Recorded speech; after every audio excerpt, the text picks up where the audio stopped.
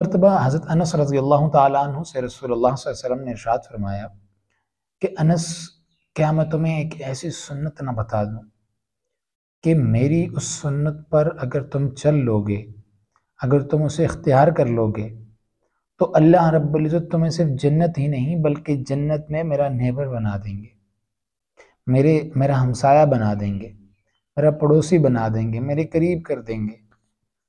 लेकिन उस सुन्नत पर चलना बड़ा मुश्किल है। अब देखो ये पगड़ी जो है ये भी एक सुन्नत है, ये दाढ़ी का रख लेना ये भी रसूलुल्लाह की सुन्नत है। अब ये ऐसी सुन्नतें हैं कि भाई इंसान ने पगड़ी बांधी, सिर पे रख दी, दाढ़ी एक मरतबा रखी, फिर इसकी बंदा ख्याल वगैरह रखता है, तेल लगाता है, कंघी करता है।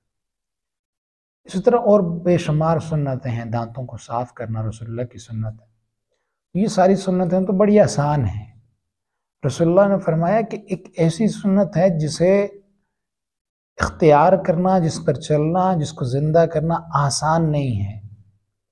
तो जब जो चीज़ आसान ना हो, उसके करने पर अल्लाह ताला की तरफ से अजर भी बड़ा मिलता है, बदला भी बड़ा मिला करता है।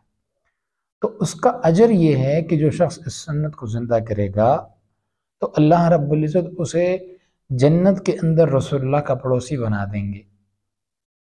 बड़ी ग्रेट सुन्नत है। तो हज़रत अनस रज़ियल्लाहु ताला अन्हु ने फरमाया कि रसूलुल्लाह वो कौन सी सुन्नत है, आप मुझे बता दें, मैं उस पर अमल करूँगा। तो रसूलुल्लाह सल्लल्लाहु अलैहि वसल्लम ने इरशाद फरमाया कि तुम अपने दिल को पूरी उम्मत के लिए साफ कर दो, तमाम इंसानों के लिए साफ कर दो। मुसलमान नहीं कहा, मोमिन नहीं कहा, बल्कि सारी उम्मत के लिए अपने दिल को साफ कर दो। इस दिल में ना किसी काफिर की बुराई आए, ना किसी मुसलमान की बुराई आए, ना किसी मुनाफिक की बुराई आए, किसी की कोई बुराई ना रखो इस दिल के।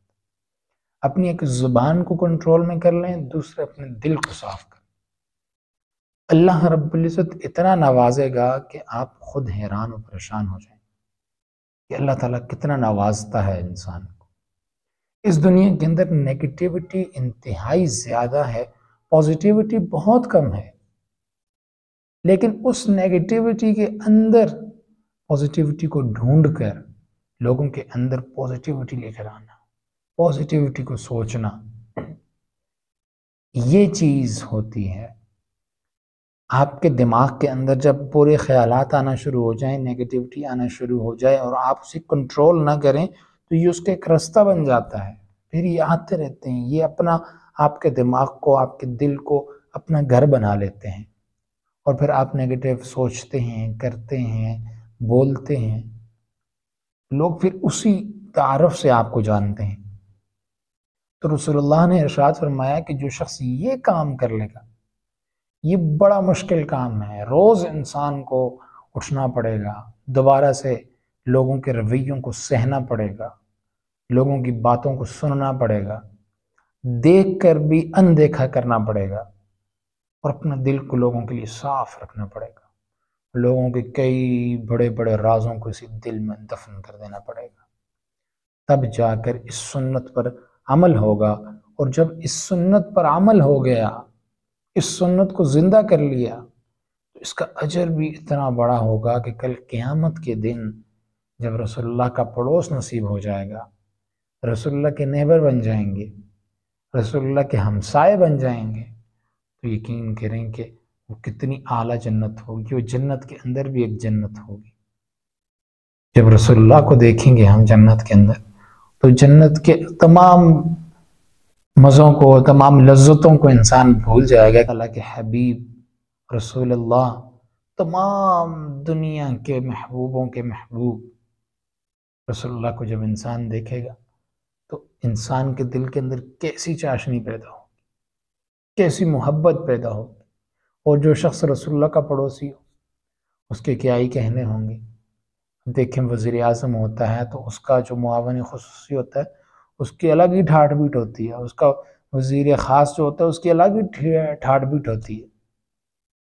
आज लोग ये कहने में कितना फ़ख्र महसूस करते हैं कि भाई मेरे पड़ोस में वज़ीर आज़म हाउस है, गवर्नर हाउस है जी।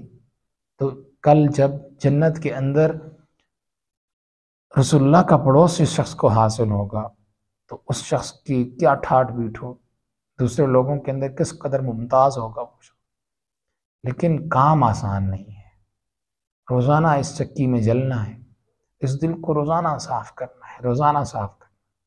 और जिस दिन ये दिल पक गया, साफ़ हो गया, फिर इसके अंदर बुराइयां नहीं ठहर सकती, फिर ये पाकीज़ा हो गया, फिर ये हर किस्म के ख्यालात से मुबर्रा हो जाएगा, फिर ये नेकियों का घर बनेगा, बुराइयों का घर नहीं बनेगा। अल्लाह ताला हम सबको ऐसा दिल अता